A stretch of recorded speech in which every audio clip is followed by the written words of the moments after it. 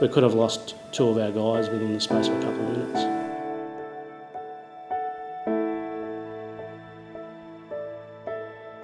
So day started, rocked up at work at 7 o'clock, went into the hut for some coffee and tea, spoke about a few things with the boss. We had two loaders in the yard at the time.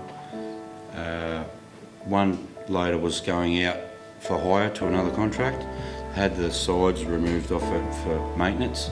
So I asked Tom Poole if he could place them back on there for the next operator to take the machine away the following day.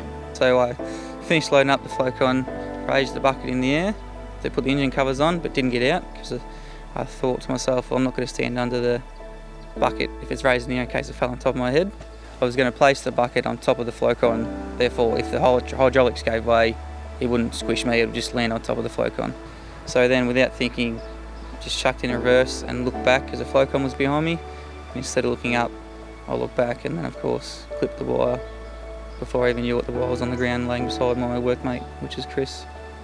I was roughly around the sign shed. I was making up some repeater signs. I actually heard a bit of a whistling noise past my head. I looked down to the ground and to my surprise I seen a power line sitting there. So once Tom had come into contact with the overhead power line and realised what had happened, he's jumped out of his machine to run over to firstly see if Chris was okay. So what should have occurred there was he should have stayed in his machine. As soon as the wire on the ground, my initial thought was, well, there's a live wire on the ground, run to the office and flick the switches off. So I thought I'll isolate this power by flicking that switch. But little did we know that the power runs backwards, so it comes from the street to the tool shop shed, then runs underground back to the office. I'd walked down to the rear of the yard and observed where the overhead service had been struck and had a look at the loader. It's not till that point where I walked to the cordoned off area for where the line was that I observed that it had been all nice and neatly bundled up and tucked in under the pole, and asked the question of, well, how did the line fall like that? And that's when I became aware that he had handled the live 240 volt line and wound it up and tucked it back in under the pole. It didn't really hit me until I walked in, seen the girlfriend, sat down at the table. I was eating tea with the family, thinking to myself, well, I'm really lucky that I'm actually quite here. And then again, my workmate, I felt, well, he's really lucky. I mean, how was I going to explain to his wife and kids that I could have potentially killed him today at work?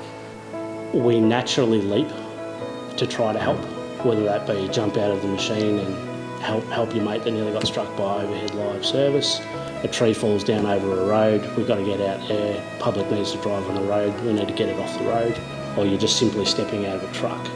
You can have all the pieces of paper and all the systems in the world there to protect you, but unless you stop and actually think through the process and identify and control your risk to the best of your ability in the current situation that you're in, then all that goes out the window.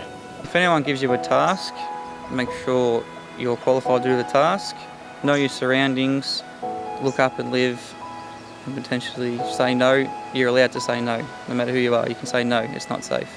So I don't want to proceed with it.